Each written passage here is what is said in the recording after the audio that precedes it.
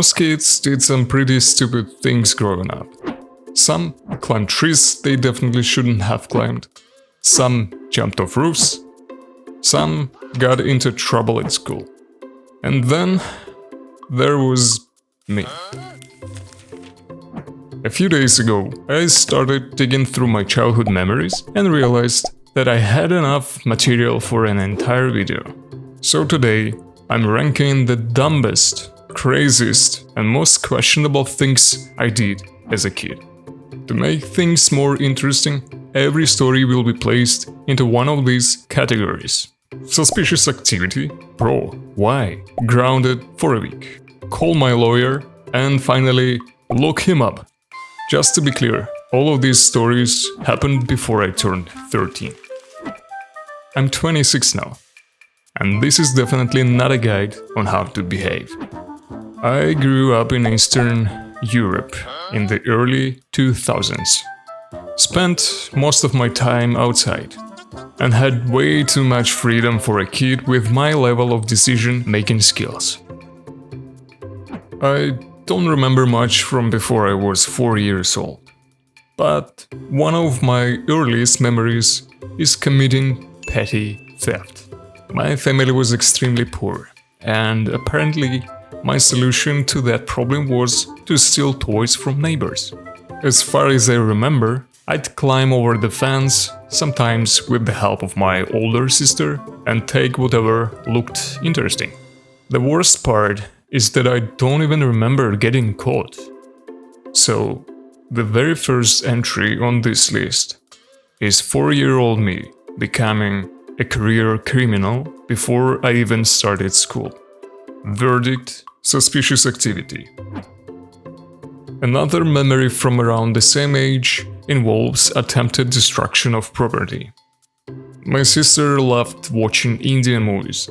I hated Indian movies. Unfortunately for me, she was older, stronger, and had complete control over the TV remote. One day, after losing yet another argument over what we were going to watch, I made a decision that only a 4-year-old could come up with.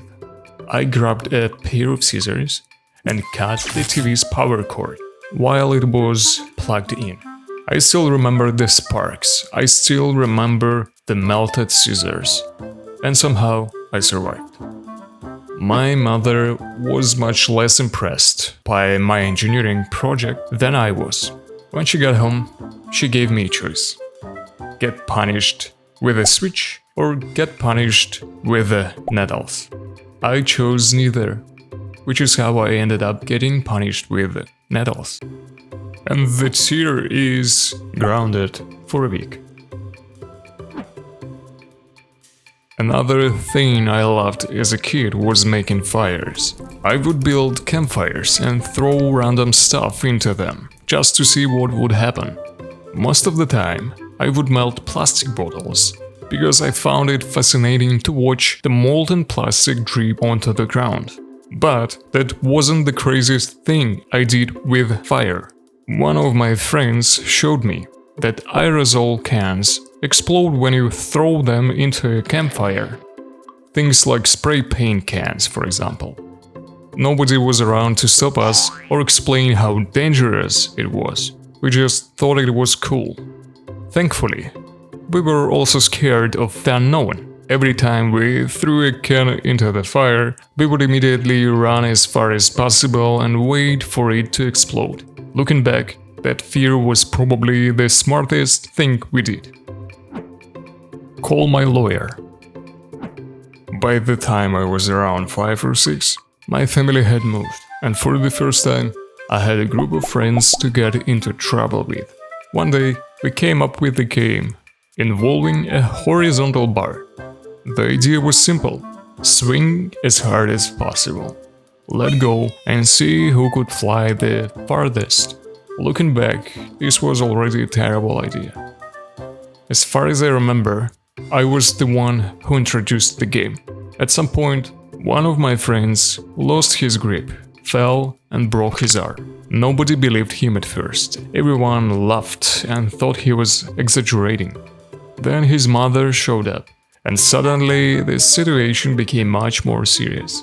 For years, I remembered the story as a simple accident. But while writing the script, an old memory resurfaced. I suddenly remembered a different version of events. And that version, my friend's brother and I were pulling him by the legs while he was hanging from the bar. At some point, he slipped, fell, and broke his arm.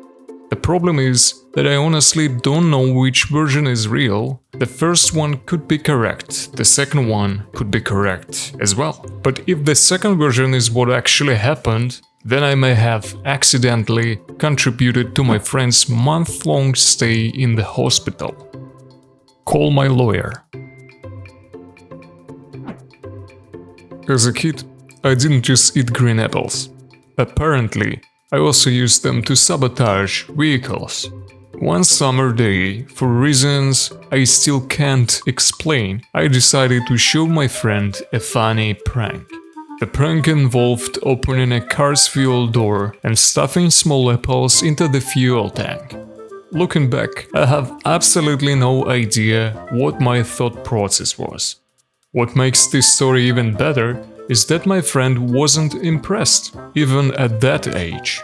He seemed to understand that putting random objects into someone else's car was probably a bad idea. Unfortunately, I didn't share his wisdom. Later that evening, someone knocked on our apartment door. It was the owner of the car. Apparently, he had seen us near the vehicle earlier this day and had connected the dots. My mother answered the door and immediately defended me. She insisted that I would never do something like that. She was wrong. When she called me over and asked who had done it, I did what any future politician would do. I blamed my friend. The owner then informed us that my friend and his mother were already outside, waiting to discuss the situation. What followed was essentially a courtroom drama between two angry mothers, while my friend and I stood there trying not to get convicted. In the end, nothing happened to me. Years later, I learned that the owner had spent a significant amount of money getting all the apples removed from the fuel tank. Looking back, I honestly can't believe I got away with it. If there had been cameras everywhere back then, this story probably would have ended very differently. Tier, look him up. The same friend from the previous story and I spent most of our childhood outside, looking for new ways to make bad decisions. One day, we were throwing rocks over the fence of a huge expensive house. Why? I honestly couldn't tell you. Apparently, we thought blindly launching rocks into the private property was a perfectly reasonable activity. Eventually, one of those rocks landed somewhere it shouldn't have. A few seconds later, we heard a car alarm. As we later learned, one of our rocks had smashed the windshield of a truck. The moment we heard the alarm, we took off running as if our lives depended on it. While we were escaping the scene, I immediately began thinking about who we could blame. At some point during the sprint, I suggested we pin the whole thing on my friend's younger brother. A minute or two later, the owner of the truck showed up looking for answers. I instantly started explaining that it wasn't me and that the guilty party had run into a nearby apartment building. Everything was going according to plan until my friend showed up with his mother. Unfortunately, his mother had already learned that I was trying to frame her younger son for something he didn't do. I don't remember exactly how the story ended. I remember the owner eventually leaving, and I remember my friend being temporarily banned from hanging out with me. The funny thing is that the house actually had security cameras, so the owner probably figured out exactly what happened afterward. Somehow, despite all of that, we still got away with it. Tier, look him up. The same friend from the previous stories had a younger brother, who was almost always around when we hung out. The problem was that he was much younger than us, so we had to find a way to include him in our activities. What we came up with was possibly one of the dumbest games of my childhood. The rules were simple. His younger brother was allowed to beat us up, and we weren't allowed to fight back. That was the entire game. To make it more exciting, we'd come up with different scenarios. One day, we would pretend we were trying to get into a nightclub and his younger brother was the security guard. Another day, it would be something completely different. We watched a lot of action movies back then, so most of our games eventually turned into fight scenes. The crazy part is that his younger brother took his role very seriously. He wasn't pretending to hit us, he was actually beating us. One day, during yet another beating, he got a little too invested in his performance and jumped off a couch, feet first, directly onto my head. That was the moment I decided the game had gone too far. For the first time, I was actually ready to fight back. Fortunately, my friend stepped in before anything happened, and the situation was resolved pretty quickly. We never played that game again. This one is getting brutal wide. For a period of my childhood, I became obsessed with airsoft guns. The problem was that I didn't get enough pocket money and my mother's salary was far too low to fund my expensive hobbies. So I found alternative source of income. My mother worked as a cashier, and after school I would often wait for her shift to end. While nobody was paying attention, I started stealing money from the cash register. At first, I only took small amounts, just enough to buy cheap plastic toy guns. But success changed me.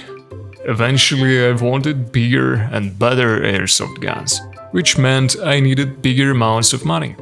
Whenever anyone asked where I got the cash, I claimed that my uncle had given it to me. Surprisingly, this explanation worked for a while. The operation finally came to an end when one of my mother's co-workers noticed that I was doing. As usual, I denied everything. Unfortunately, that strategy stopped working the moment they told me to empty my pockets. At that point, the investigation was over. When we got home, I received my punishment. But that wasn't the interesting part. For some reason, my mother also decided that I needed to memorize the entire multiplication table. To this day, I still remember it perfectly.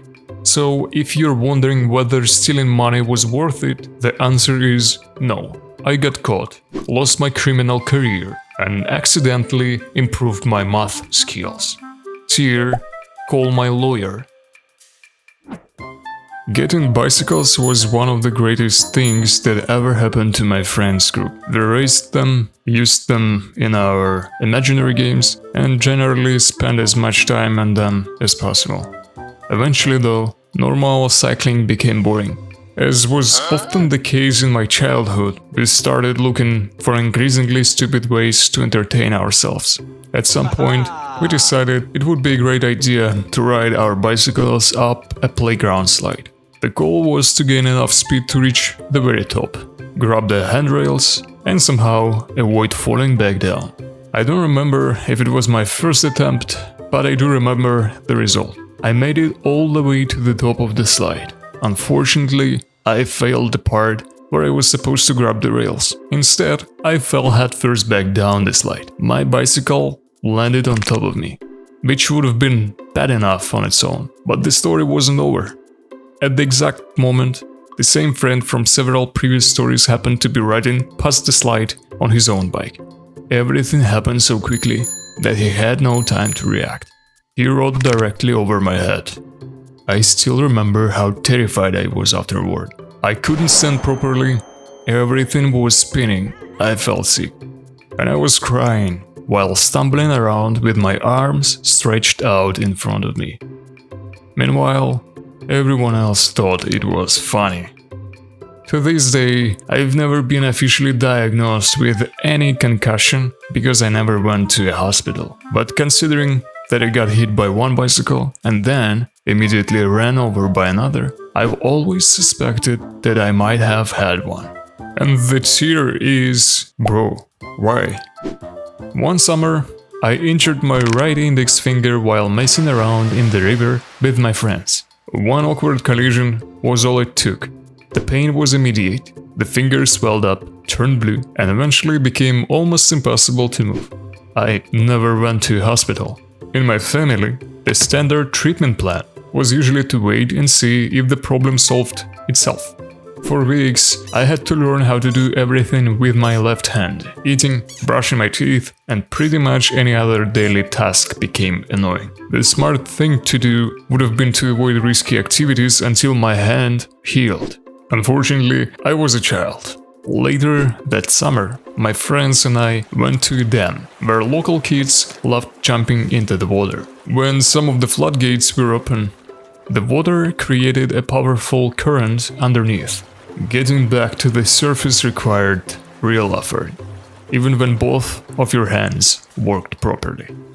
I had jumped there plenty of times before my injury. This time, however, there were girls in our groups, and apparently that was enough to me to completely ignore common sense. So I jumped. The moment I found myself underwater, I realized I had a problem. One arm wasn't enough. No matter how hard I tried, I couldn't get back to the surface fast enough. I don't know exactly how long I was underwater, but I remember starting to panic. One of my friends was close enough to notice that something was wrong. In the end, I had no choice but to use my injured hand. The pain was awful, but it was still preferable to drowning. So, if this story has a lesson, it's this: trying to impress people is rarely worth it. Verdict: suspicious activity.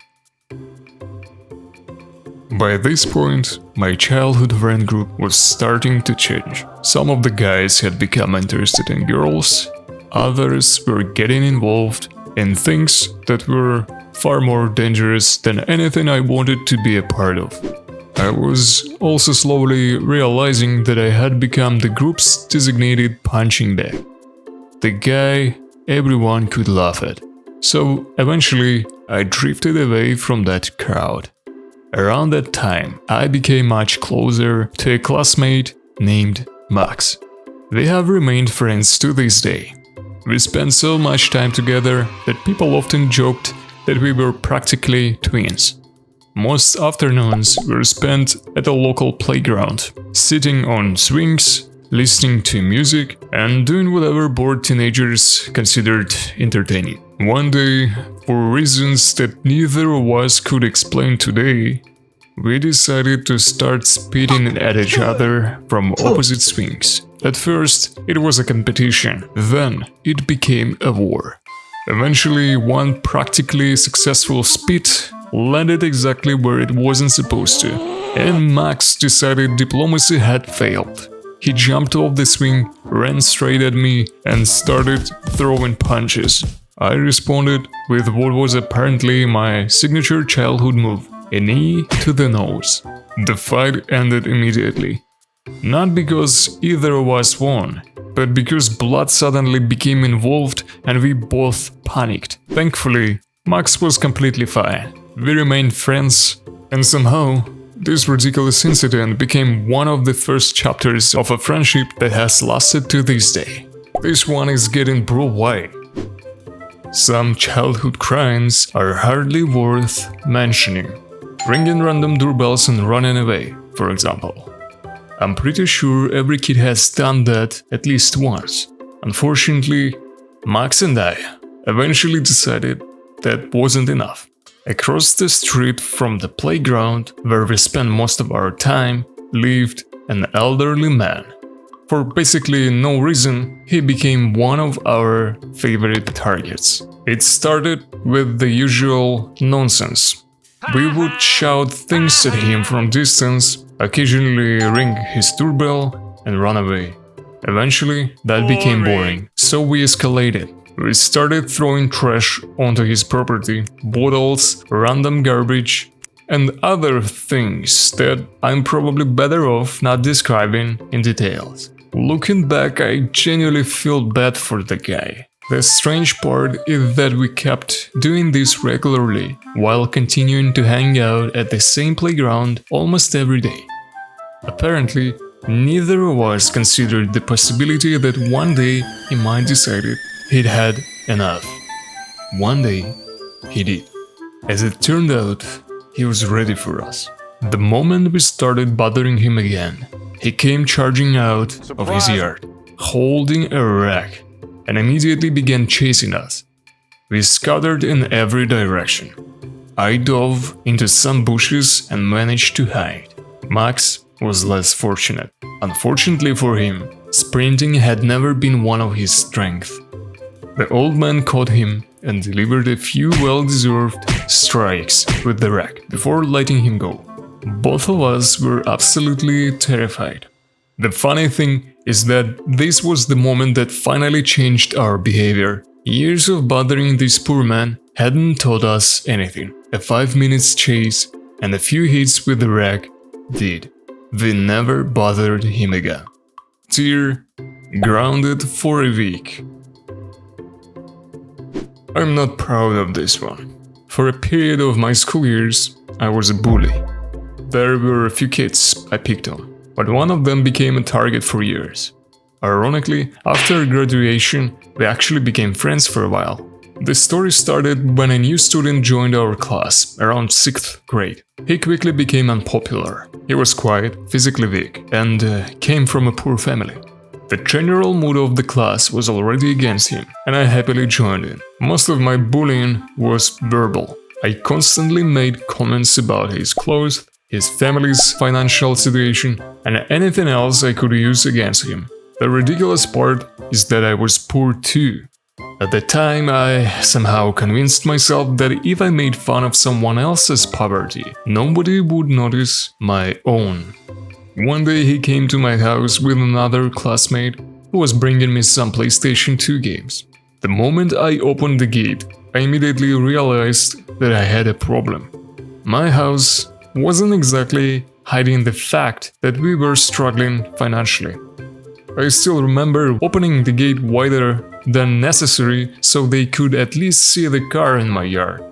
The next day at school, I started asking him how many TVs his family had. When he answered that they didn't have any because they didn't need them, I proudly announced that my family had 3. What I conveniently left out was that all 3 were ancient.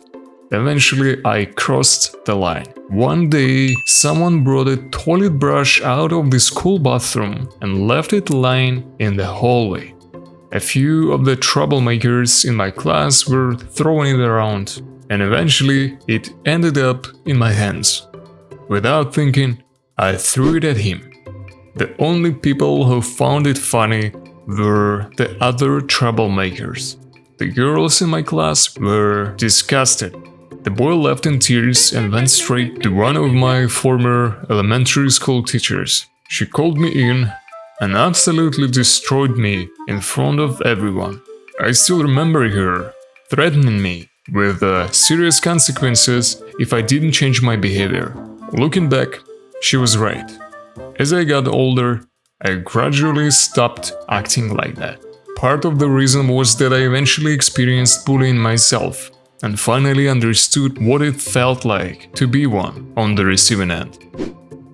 Tear, call my lawyer. Max and I had a mutual friend. Interestingly, we almost never hung out as a group of 3, because one of us always ended up feeling like a third wheel. But individually, both of us got along with him just fine. The problem was that whenever Max and I got together, we somehow made each other dumber. One day, our friend invited us over to his apartment. At some point, he offered us some watermelon. Everything was perfectly normal for about 10 minutes.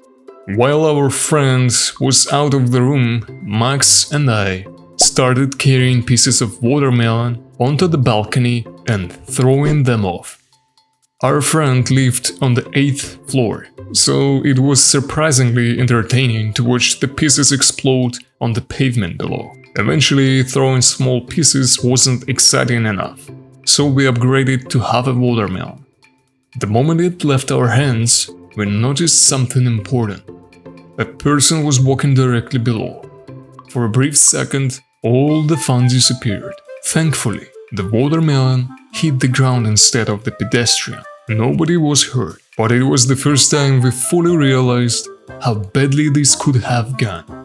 A few moments later, our friend stepped onto the balcony and discovered that a significant portion of his watermelon had mysteriously vanished. When he figured out where it had gone, he immediately threw us out of his apartment while calling us several completely deserved names. A while later, he invited us back. Or at least that's what we thought. We arrived, the door opened, and instead of our friend, his older brother was standing there waiting for us. What followed was a lecture so memorable that neither Max nor I ever threw watermelons out of the window again. Eventually, our friend forgave us and we continued hanging out. Tear, lock him up.